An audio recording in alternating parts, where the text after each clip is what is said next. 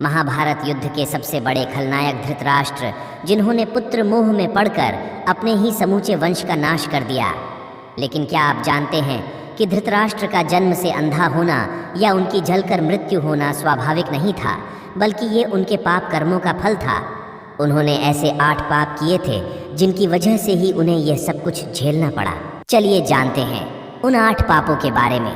इससे पहले मेरा छोटा सा रिक्वेस्ट है, वीडियो को लाइक करें, चैनल को सब्सक्राइब करें, बने रहें वीडियो पर अंत तक। अब चलते हैं वीडियो की ओर। गांधारी के साथ धोखा धृतराष्ट्र का पहला पाप कर्म था, क्योंकि गांधारी को विवाह के समय यह नहीं बताया गया कि धृतराष्ट्र जन्मांध हैं। भीष्म पितामह ने धृतराष्ट्र का विवाह गांधारी के साथ कर दिया और धृतराष्ट्र के जन्मांध होने का पता चलते ही पत्नी धर्म का पालन करते हुए गांधारी ने भी अपनी आंखों पर पट्टी बांध ली। धृतराष्ट्र का दूसरा पाप गांधारी के परिवार को बंदी बनाकर मृत्यु समान कष्ट देना था। धृतराष्ट्र को जब यह पता चला कि गांधारी तो विधवा थी और उनके साथ तो यह छल हो गया, जबकि विद्वानों के अनुसार गांधारी के पहले विवाह से उन्हें गंभीर प्रकोप का सामना करने का योग था, जिसे दूर करने के लिए उनका विवाह एक बकरे से कराया गया। इसके बाद धृतराष्ट्र से उनका विवाह हुआ ताकि वह किसी भी तरह के प्रकोप से बच सके। लेकिन धृतराष्ट्र ने इसका दोष गांधारी के पिता राजा सुबाल को देते हुए उन्हें और उनके पूरे परिवार को कारागार में डाल दिया। उन्हें कारागार में भोजन भी केवल एक व्यक्ति के पेट भरने का देते। तब राजा सुबाल वह सारा भोजन अपने सबसे छोटे पुत्र शकुनी को दे देते ताकि उनके वंश में कोई तो जीवित बचे और धृतराष्ट्र से प्रतिशोध ले सके। धृतराष्ट्र का तीसरा पाप दासी के साथ सहवास करना था। गांधारी के पुत्र, जिनको कौरव कहा गया, उनमें से एक भी कौरव वंशी नहीं थे। गांधारी ने महर्षि वेदव्यास से पुत्रवती होने का आशीर्वाद प्राप्त किया। तब उन्हें 2 वर्ष बाद 99 पुत्र और एक पुत्री की प्राप्ति हुई। उधर गांधारी जब गर्भवती थी तो धृतराष्ट्र ने अपनी दासी के साथ सहवास किया। उनसे उन्हें एक पुत्र की प्राप्ति हुई जिनका नाम युयुत्सु था। तब कौरवों की संख्या 99 से 100 हो गई। धृतराष्ट्र का चौथा पाप पांडवों के साथ किया गया अन्याय था। वह जानते थे कि पुत्र मोह में पड़कर वह पांडवों के साथ जो अधर्म कर रहे हैं वह उचित नहीं है, लेकिन उन्होंने फिर भी वही किया और सारे वंश का सर्वनाश कर दिया। 5वां और जघन्य पाप द्रौपदी चीरहरण के समय धृतराष्ट्र का चुप रहना। यह एक ऐसी घटना थी जिसने महाभारत युद्ध की नींव डाली। यह कहना बिल्कुल भी गलत नहीं था।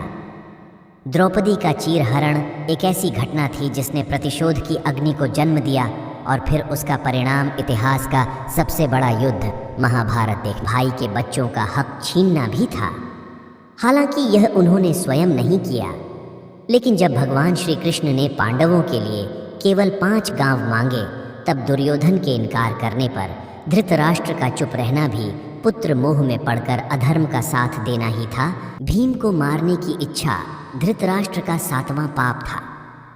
जब महाभारत समाप्त हो चुका था तब सभी पांडव धृतराष्ट्र से मिलने पहुंचे। वहां भीम के अलावा सभी ने धृतराष्ट्र को प्रणाम किया। जब भीम की बारी आई तो भगवान श्री कृष्ण ने भीम को रोका और भीम की जगह उनके ही आकार की बनी एक लोहे की मूर्ति आगे बढ़ा दी। धृतराष्ट्र पुत्रों के वध से अत्यंत क्रोध में थे। उन्होंने समझा कि उनके सामने भीम है तो उन्होंने उसे कसकर पकड़ा और तोड़ दिया। लेकिन जब उनका क्रोध शांत हुआ तो भीम को मृत समझकर रोने लगे।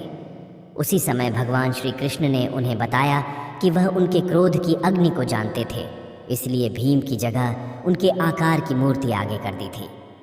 इस तरह श्री कृष्ण जी ने भीम को धृतराष्ट्र के क्रोध से बचाया। 8वां पाप धृतराष्ट्र के पूर्व जन्म का था। उस समय वह अत्यंत निर्दयी राजा थे। एक दिन वह विहार पर निकले और देखा कि सरोवर में एक हंस अपने बच्चों के साथ विहार कर रहा है। तब उन्होंने अपने सैनिकों को आदेश दिया कि वह उस हंस की आंखें निकाल लें। सैनिकों ने वैसा ही किया। हंस की दुर्दशा और उसकी मौत के साथ ही उसके बच्चों की भी मौत हो गई। हंस ने भी मरते समय धृतराष्ट्र को शाप दिया कि जिस तरह उसे अपनी आंखें और पुत्र वियोग का कष्ट मिला, ठीक वैसा ही हश्र धृतराष्ट्र का भी होगा। महाभारत का युद्ध समाप्त हुए 15 वर्ष बीत गए थे। धृतराष्ट्र, कुंती, गांधारी और संजय वन चले गए। एक दिन धृतराष्ट्र गंगा में स्नान करने के लिए गए तो अचानक ही जंगल में आग लग गई। इसकी जानकारी मिलती ही गांधारी, कुंती और संजय वन की ओर गए, जहां सभी ने धृतराष्ट्र से बाहर आने के लिए कहा, लेकिन शारीरिक रूप से कमजोर होने के कारण वह बाहर नहीं निकल सके।